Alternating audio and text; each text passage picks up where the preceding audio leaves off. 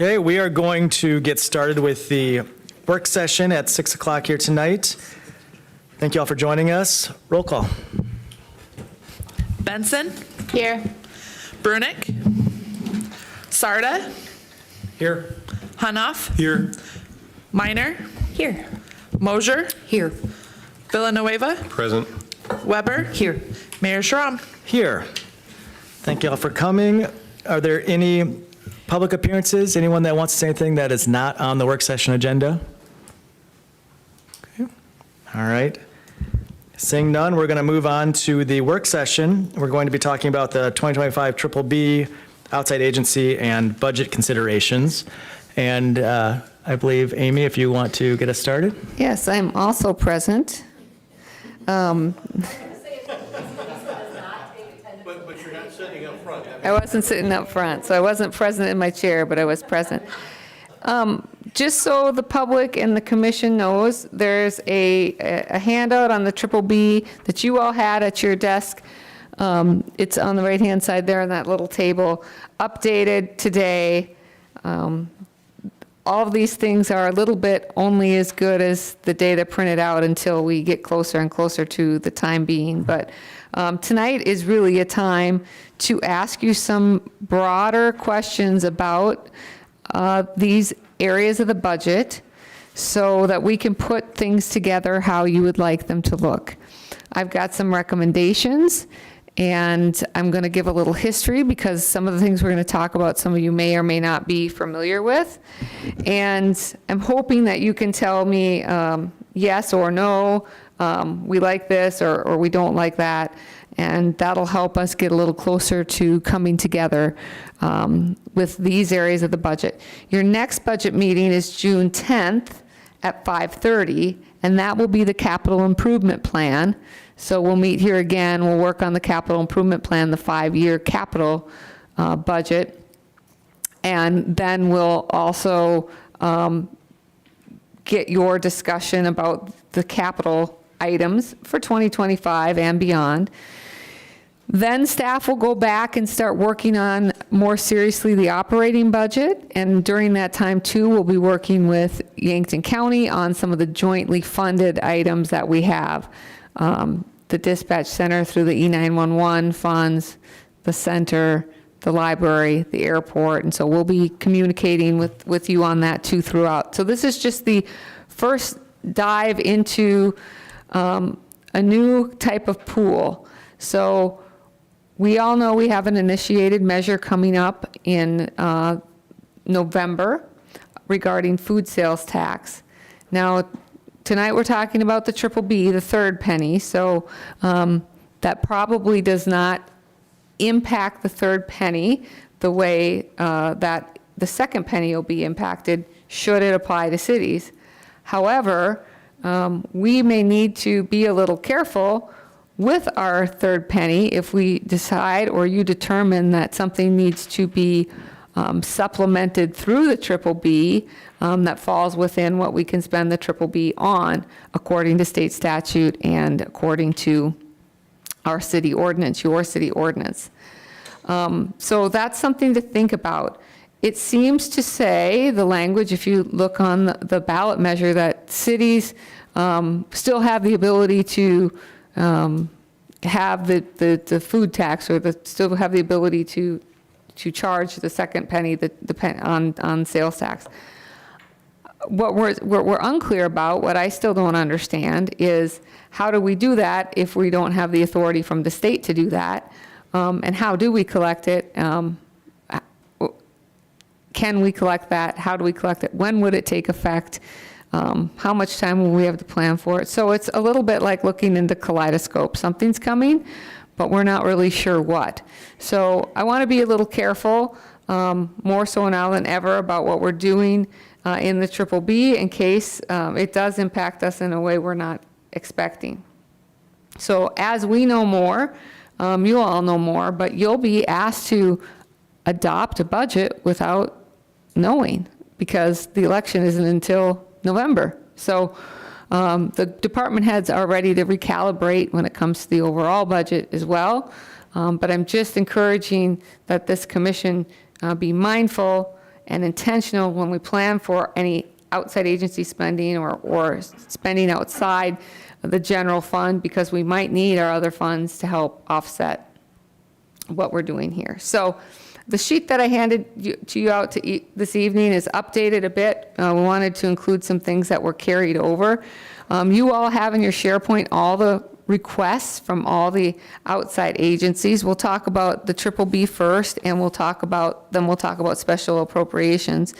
I think once you have committed to what you want to do with the Triple B and those entities that are funded through the Triple B and through special appropriations, you're kind of locking yourself in. These folks, most of them are on tight budgets, most of the organizations and associations, so you certainly could pull back after November and say, no, we're not actually going to allocate this much, but they're making their budget plans too.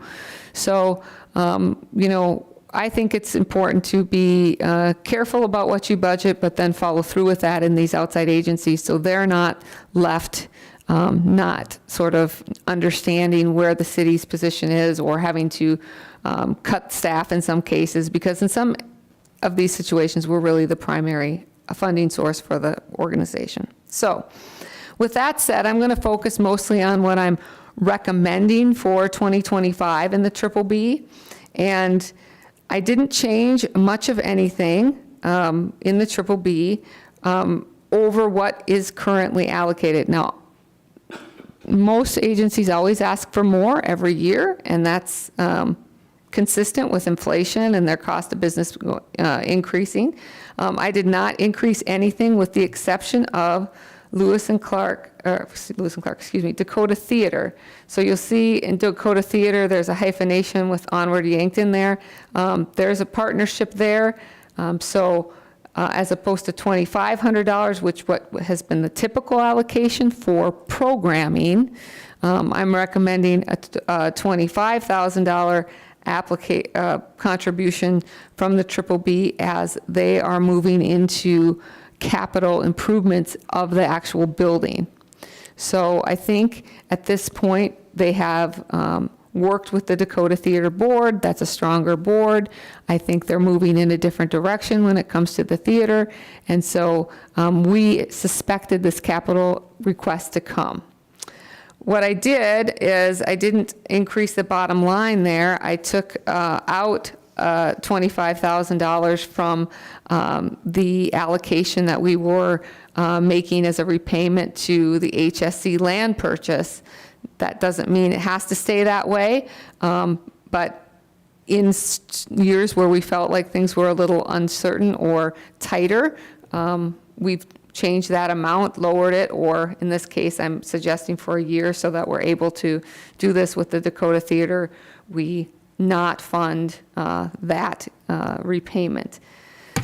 That's all with the caveat that your philosophy on the remaining balance is the same as it has been. So in recent years, I've heard a balance between, $300,000 and $500,000, or $400,000 and $500,000 was probably where the commissions wanted to be. That's changed. 12 years ago, that was between $800,000 and $1 million. So if it's changed amongst you, and there's contributions you want to make because you feel like you want to lower that balance, or there's things that you don't want to fund because you want to build that balance, those are things that the staff needs to know to be able to budget according to what your wishes are. But you can see there all the things that are being requested. We'll come back to talk about professional services in a little bit when we talk about some of the TIDs. In some of these cases, I often get the question, well, why does the city give money to this organization? It was there when I got here, and it's always been. You can change that, and it is not fair. So why we give to one certain sport and not another, it's always been a commission decision. And you all also know that you have folks that come to you throughout the year and make requests, and you determine on a individual basis whether or not that merits. So with that, I want to ask if you have any questions on that Triple B worksheet, the tourism and promotion worksheet. I was going to ask you about the mead. we helped them with that 30,000 for their 2024 budget. That basically made up the shortfall they were facing. You know, are you thinking we're not going to help them at all with anything in '25? Or? I was hoping that somebody would tell me what you wanted to do. So, Crystal has been really good about communicating with me about how things are going. So she's really tightened her belt, and for anyone that's connected with that organization, they've had staff that has moved on, and she hasn't yet replenished those staff. So she's taking on a lot of different roles.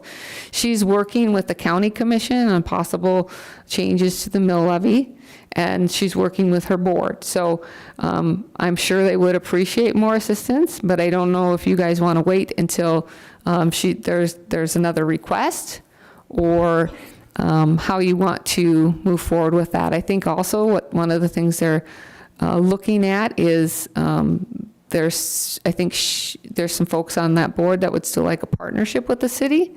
I think that's a bigger conversation than a triple B allocation. But if there's an amount that you feel is worthwhile, certainly it I'm just falls. going to say, I anticipate that they are going to face a similar shortfall again this year, even though they have made some trimming of the budget, as you mentioned. It'd be nice to put something down there, 20,000.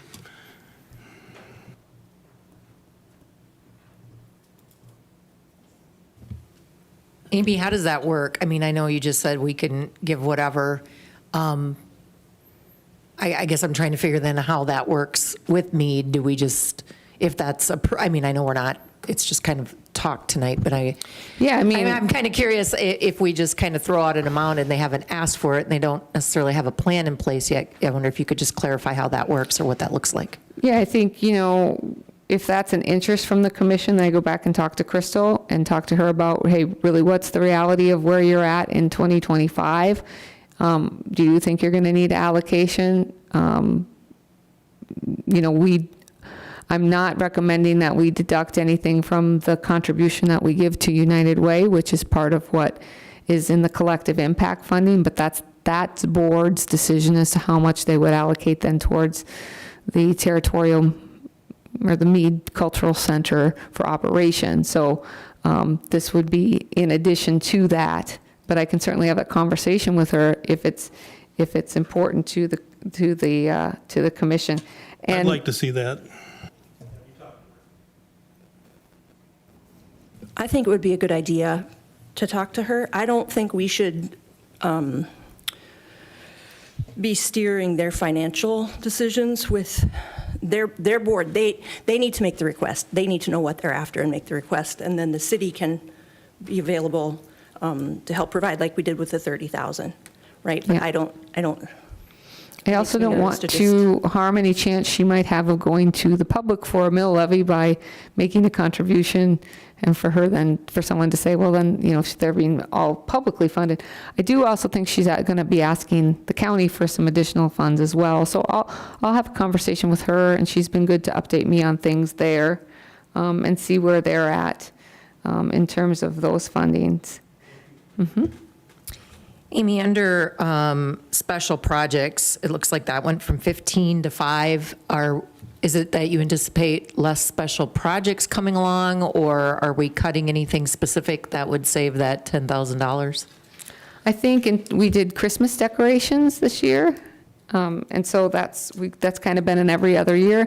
That line item will change because the optimists were going to help us with, I can't remember the amount, if it was 5 or 10 or what they were going to help us with, 5.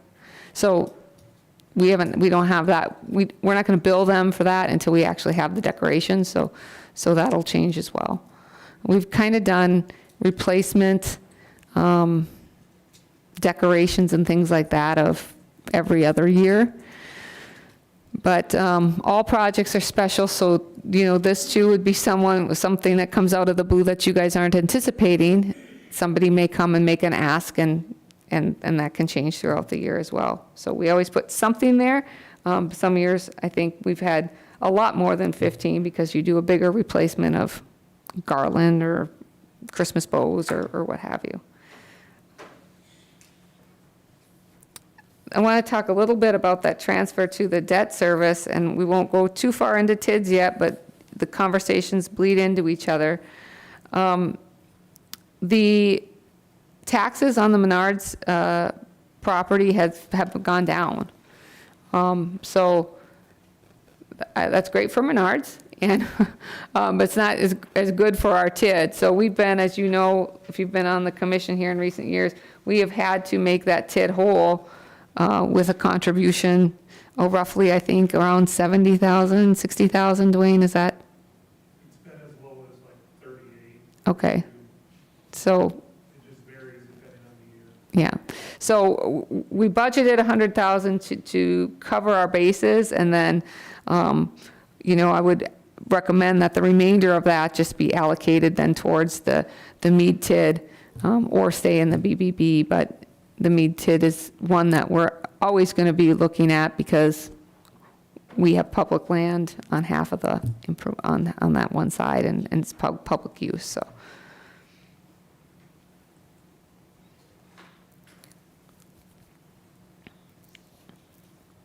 While you're thinking about that, we can talk a little bit about special appropriations.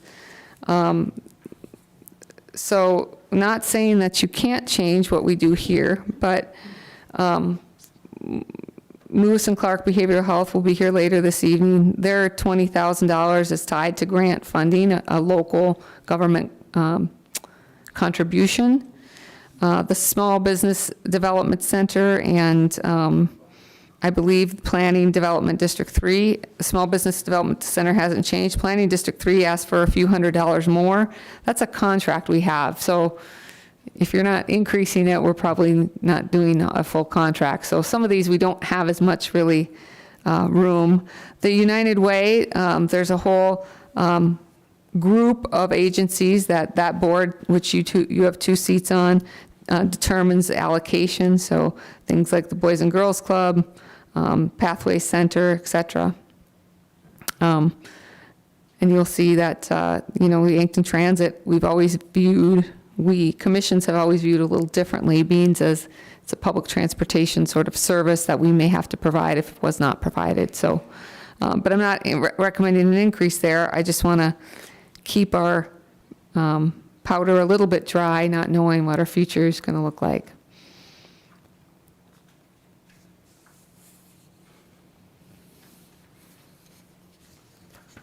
So we can talk about any of those things or none of those things.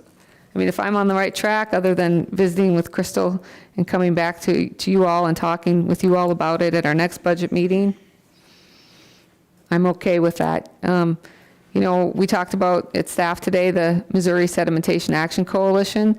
There's $12,000 in that this year. That's a carryover from a larger allocation that the commission, a past commission gave them. So if they don't expend that, we would probably see that carry forward into 2025 as well. 2,500 has been the normal operational assistance we've given them, and then we gave them a larger allocation some years ago, and they've just been drawing down on that as they move forward with studies and various other things that they're doing through their programming. Amy, where do I find the amount that is in the BBB now? Yeah, so. We're spending it down to 810 proposed. What does that? Right, so I tried to make the worksheet as simple as possible this year. You might remember the past worksheets where you could put a percentage of growth in and move it around and figure out the balance. At the time that I wrote this memo, if everything comes in as expected revenue-wise and we expend what we have currently budgeted, along with some of the additional things this commission has already done, the balance should be around 418,000. Now, I hope we're pleasantly surprised and we have more revenue than we do expenses, but that's about where we're at. So we can provide that master spreadsheet again. Feedback that I've gotten recently was that's a lot and it's really confusing, and so we tried to simplify. So we're projected to bring in, so we'll have a balance of 418 and we're projected to conservatively bring in what? Well, Dwayne, I don't know that we've made any projections yet, and we'll talk about our projections, but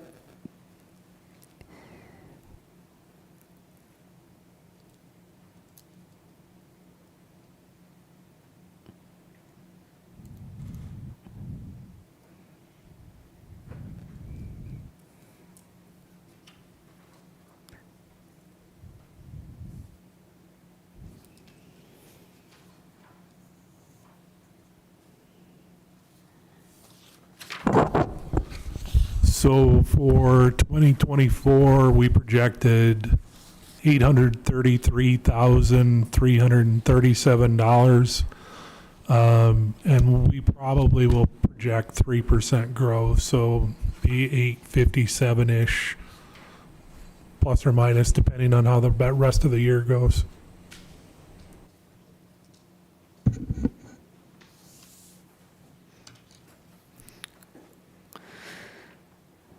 so if we end up, for example, learning that we're going to have a tight time in the general fund, there are certain things like programming for parks and programming, facility promotion that could be spent out of the triple B. So that's kind of why I want to be a little more conservative in case we need to be. And I think that, 2025 will be a year where we're going to figure out a way to make it or fake it till we make it here until we know what's going to happen. 2026, if the sales tax on food is going to hit us, is where we're really going to have to communicate with the community and with the outside agencies that the future is uncertain. So,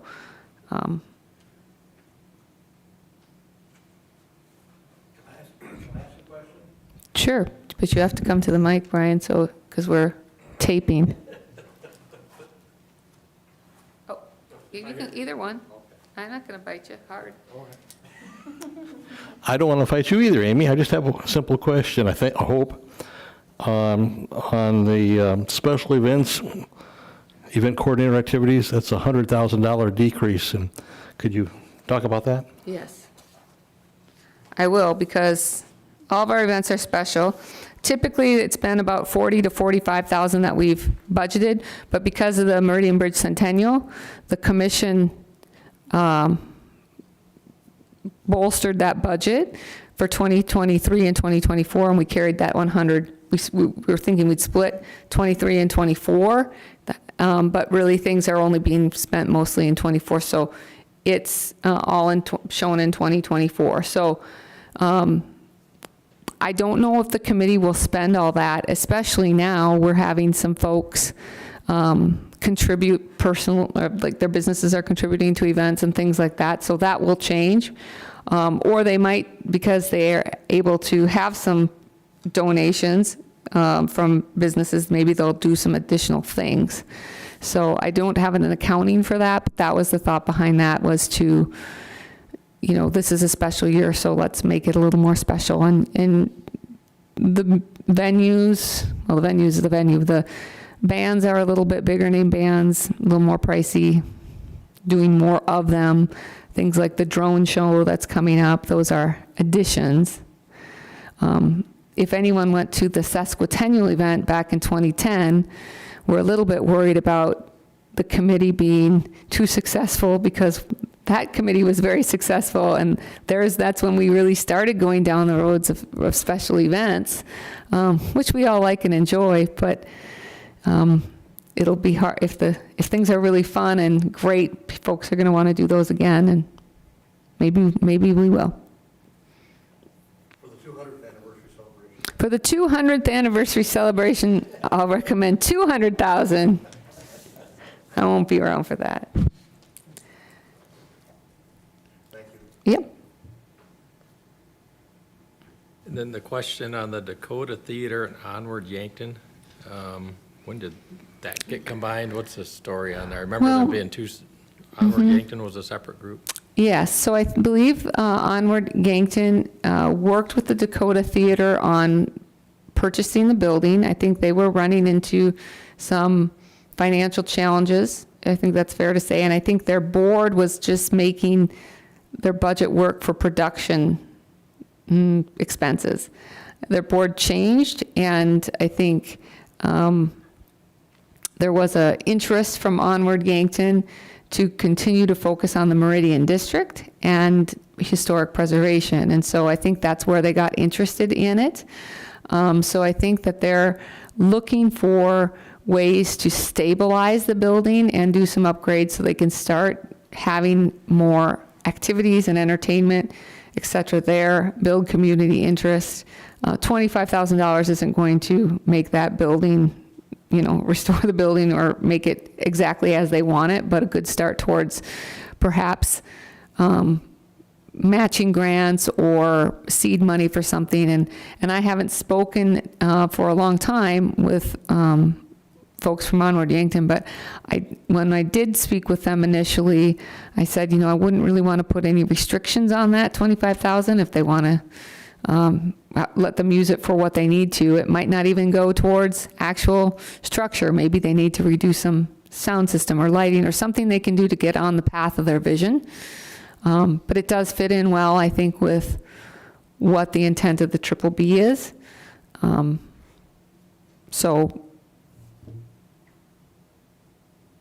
have they applied in the facade program in the past? They have applied. I think they've been successful as well. Without Dave being here, I can't exactly say the amount, but they did some exterior work. I don't think they were able to go as far as they wanted, but not because of not being successful with the grant. So, and they would be eligible again if they want to do more work on the exterior of the building. Dave, I think the last time they asked for some help with the sign, the lighting, some of the lighting was not working, and if I remember right, that was one of the projects that they recently completed with facade grant help. So I'm going to keep going if that's okay, and if somebody wants to pull me back, but I did tell Dr. Stanage that we would cut our meeting off a little bit early if it was okay with the commission, so they can take their picture prior to our meeting to get ready for their proclamation. So we have a couple other things that we want you to know about and think about and consider as we're working on the budget. And so one of those is just a reminder of the impacts of the 2023 Department of Revenue sales tax audit. So in the past, commissioners have asked us and the public has asked us, why are you guys so, careful? Why are you so conservative when it comes to budgeting? And we always try to budget our expenditures on the higher side and our revenues on the lower side, because we don't know, for example, what we don't know. Something out of our control, like an audit from the Department of Revenue, changed our sales tax almost $350,000. So that's real money when it comes to funding our general fund. And so I just bring that up as a reminder. If somebody thinks if somebody's reading a book that inflation is a lie or something like that, we want to be careful about that to make sure that we can cover the inflation and we can cover things. So we always want to be a little bit wrong when it comes to that side of the budget. So I just wanted to bring that up. If that philosophy is different on the commission, I present the budget to you, but it's your budget and it's the public's money. So if the community's philosophy is different and your philosophy is different, and you guys want to be bolder, you tell us that, and that's what we'll do. If we would have been last year, we would have been in trouble. Lisa's squirming in her chair right now, but it is your guys' budget, so if the philosophy is different there, you just let us know. Sales tax rebates is something that many of you are familiar with the recent sales tax rebates, but many of you may or may not have been involved in all of the sales tax rebates. So Lisa put together a little chart, and she's got another little additional table in the back to understand with whom we have sales tax rebates, what their expiration date is, the percentage of the rebate, and the amount. the max approved amount. So we utilize Yankton Thrive as a conduit to get those sales tax rebates to those individuals. Somebody might ask, well, why? Why, for example, had you approved Big River Burrito? At that time, the commission noted a leak in restaurant. It's not called fast food, but it's called, I think, fast casual style dining and sit down restaurants. And so this was a new entity coming to Yankton and filled that retail gap. We have another one of a known retail business that made a big expansion into an old big box. And so you meaning you commissions present and past have made those decisions over the course of the year. So each of the rebates are explained in the various development agreements that you have with them. And we do rebate through Thrive those taxes back to the businesses. And the hope is then once that's done, then that's what helped get them here. And once that's over, then all that tax comes right to the city. So we do have to show them. It's easy to say, well, it's money in, money out. Don't worry about it. But Lisa likes us to show where all the money is and to make sure we can account for it. And maybe the commission doesn't care where that's shown, but I think it's important to talk about because I think just in an effort of being a little transparent about this, everyone understands. So what we propose is that the sales tax rebates that are right now shown, the 1% associated with the Menards area developments, those are in that 506 professional services. So that's part of that professional services in the first worksheet we looked at. And we're proposing that the other sales tax rates be accounted for in special projects in the BBB or professional services, either. I guess, I don't know if we have a preference, either one, but that we show them there. The only way we wouldn't want to do that is if they become too big, we would come back to you and ask them to be split somewhere else. We think that makes sense because they're functions of economic development, and they were decisions made to recruit economic development, which falls both within the state statute and local ordinance on what you can do with that. I don't know, Dwayne, if you had anything you wanted to add there, or Lisa, you did, but I don't think we've often talked about how and where we're showing these.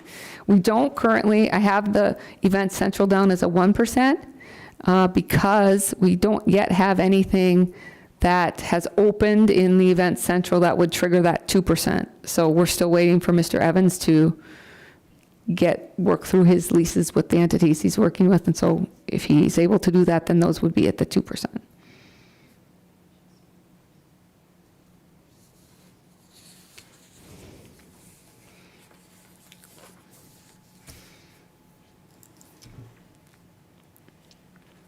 So the other item that we wanted to visit about, well, that's seeping in, is a couple of our TIDs. So you all know that we're partners with Thrive on the Gale Drive TID. Geographically, that's a huge land area, lots of opportunity for development. And there's two large projects that are either already completed or underway. The Manitou expansion is there. And then Thrive is working with Next Development on a housing project. So that in itself is very good early on in the TID, and we all think this TID will easily be made whole. When we drafted the agreement, we weren't sure about Next Development. I mean, we were pretty sure, but we weren't totally sure. And we also had no idea about how successful Thrive would be to obtain any grants. And so we wanted to make sure that we had a little safeguard because while we're partners with Thrive, we're always looking out for the city organization and the taxpayer, and we don't want to ever be left holding the bag when it comes to improvements like that. So what we did is we asked for Thrive to commit a $500,000 commitment to us. As time went on, we found out that they were successful with grants, and also that the Next Development was ago, and their next development is working with Stockwell Engineers now to get designs underway, and we're underway with the L Drive TID with the improvements. So we feel really comfortable. When I say we, I would say staff, Dave Mingo and I, and we've discussed it with Nancy and Brian and the executive committee with Thrive, that fail-safe, that $500,000 isn't necessary anymore. That does take public action, so you would have to act on that. But it does impact the TID, and since we're talking about the TIDs tonight, I wanted to bring it forward because it also changes what our budget looks like as well, and wanted to get your thoughts on that. So what we think would be the best course of action is to change that agreement with Thrive, no longer have that $500,000 committed, so that they then have that freed up for a future development project or future economic development incentive or future housing program or workforce program. So wanted to talk to you about that and how you all felt like about that. And if you had questions on Thrive side of things, Nancy's here too and can talk you through those.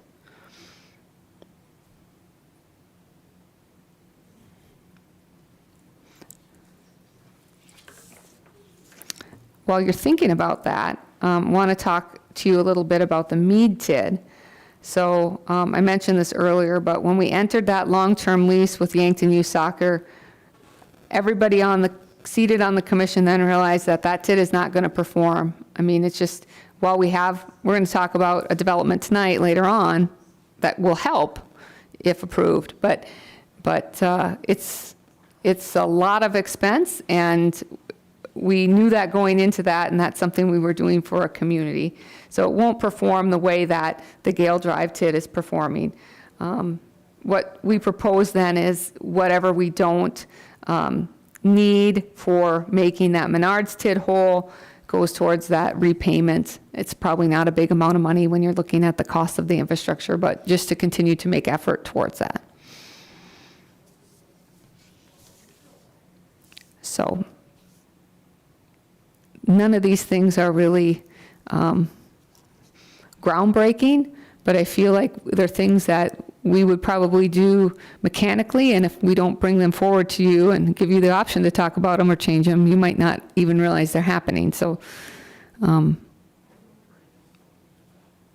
understanding your being quiet on this is that, yeah, this is still the direction we want to go, and we're okay with how that works.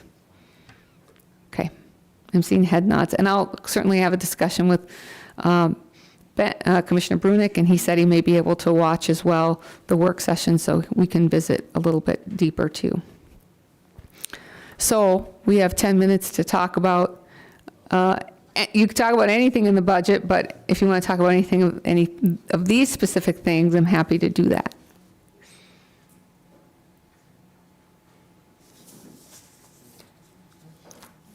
It's a quiet group tonight. But I think we should have our meetings after the holiday weekend every time. If people got tired or had too much fun or something, but, you know, we can certainly too give you guys more information or redo the spreadsheet that you're more used to seeing, a big 8.5 or 11 by 17, but we just feel like if unless somebody thinks differently, making it a little simpler and a little more clear is easier for the public to understand as well. What is our latest estimate on how much we would lose in revenue if the food tax is repealed? So we talked about $1 million, and that could be close to the amount. I would say, you know, maybe under that, but I don't also know how that would change. So I say that if we are unable to find a way to still collect, which I hope that there's an avenue for that. What's considered grocery right now is our major grocery anchor that everyone would typically think as a grocery anchor. We have a small ethnic grocery, and then we have a locker. It does not include a large general merchandising company that we all know and are greeted friendly with people in friendly blue vests. And they sell, I think, as much or maybe more of what I would consider groceries. So does the state then change that coding to include those stores? Also, if you're like me, you look at the shoppers and you're like, oh, well, I can get this pizza at Menards for this cost, and then I can spend 50 cents driving to Walgreens and buy this coffee creamer, and will it include those? That could be really detrimental. I really hope that as the language is written now, cities can still have that ability, that's held strong by the Department of Revenue and the current administration, and they make that path clear for cities as to how that's going to work. Because if they can't collect it, I don't know how we can collect it. And I don't know how to better explain that, Lisa, or if you have any type of, because we're given our authorities through the state. Yeah, it's a great big question mark right now. I did talk with Doug Schneckel, which is the director of Department of Revenue with the state. And he, based on some other city estimations, he thought Yankton was close to 900,000. But does that assume we're not going to collect anything on like Walmart food sales? Yes. So, but as Amy mentioned, it's hard to say what percentage of their sales is food. And also another good question is, what is a consumable? Because that's something where I think the state needs to get a little bit more of a better definition, because I think they're still up in the air as what is going to count and what is not. And I've been talking a lot to people about the, I call it the rotisserie chicken paradigm. I don't know if anyone buys the rotisserie chickens to just make mealtime easy, but I do, and those are prepackaged food. So what, we're going to collect 1 penny on those then? If we don't have the ability, because that would fall under the triple B. So how are they going to keep track of that? We just don't have enough information yet. I agree. I think there's still a lot up in the air, and I think it could be over $1 million, because you look at the statistic of every person in a household uses $400 of groceries in a month, times 15,000 population of Yankton, that's close to 1.4 million. So, I mean, and again, like Amy mentioned, that 1%, there's a lot still up in the air where it's hard for us to give you answers, because I don't think we're given a lot of answers. We don't have answers yet.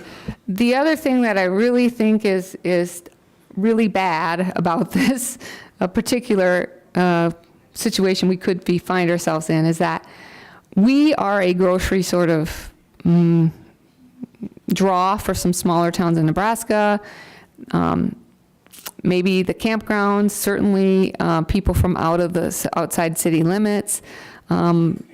So they're helping pay for our police, they're helping pay for our parks, they're helping pay for, if that goes away, all that stuff becomes more expensive for us that live here.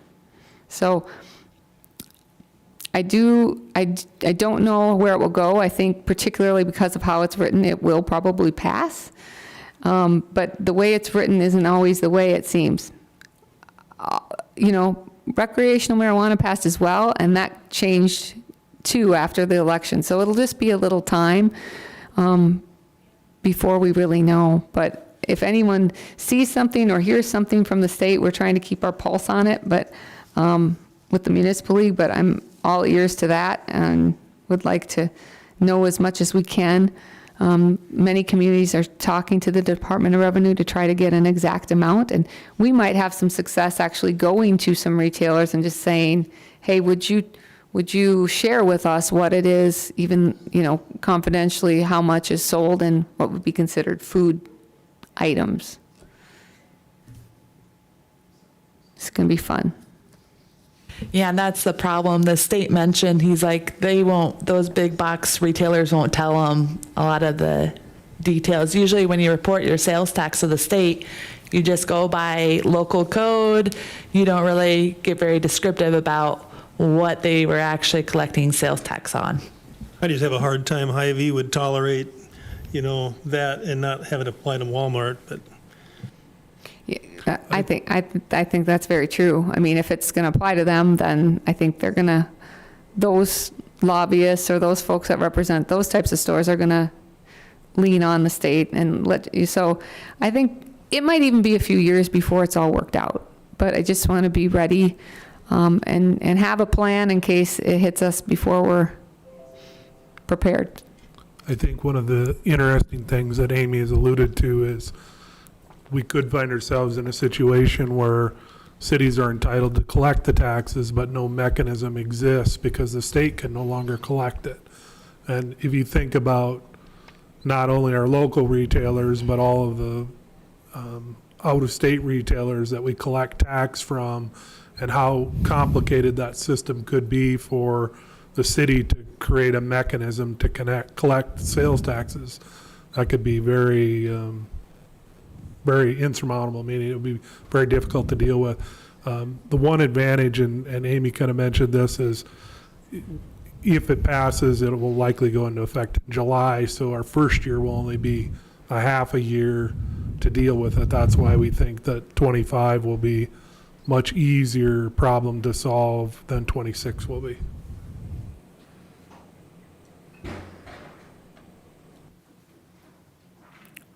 Questions or concerns, comments? And though you guys, of course, have a open door here for budget comments as we're putting things together.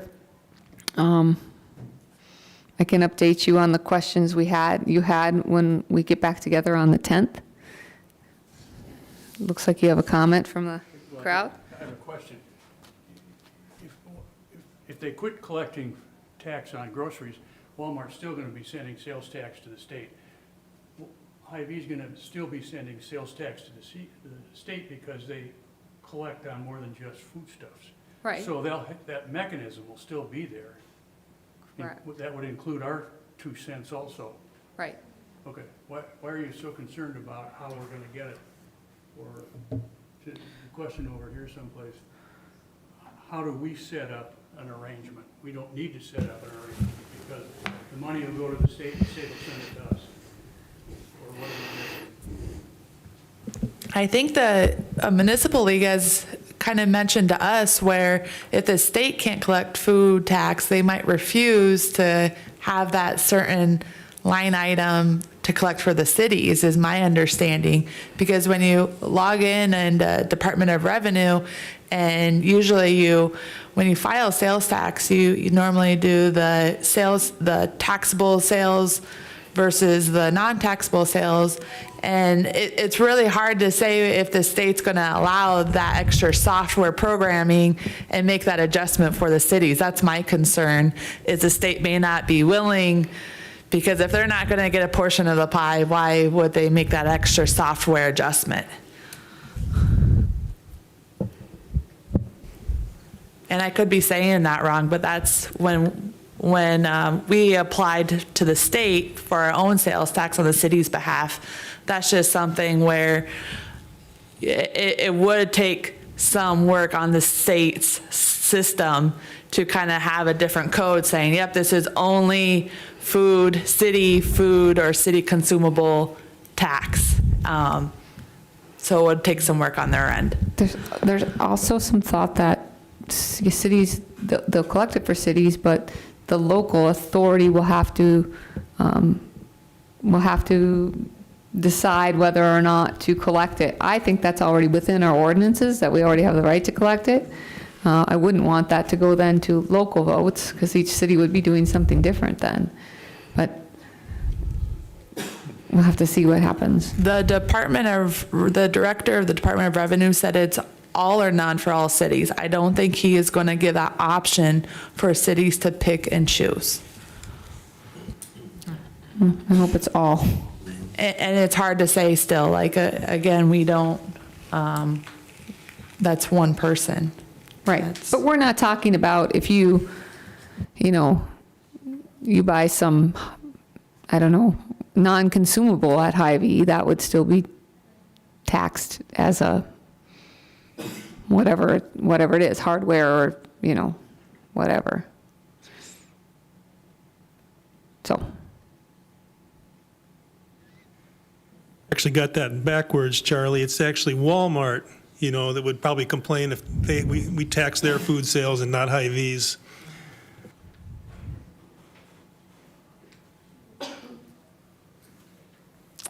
If there aren't any more questions, Mayor, I will move out to the hallway to take care of our folks at for the mental health conference, and then we'll give everyone a break. Okay, any other questions for the city manager? Okay, moving on to the other business portion. Is there any other business the city commissioners would like to address that's not on the agenda?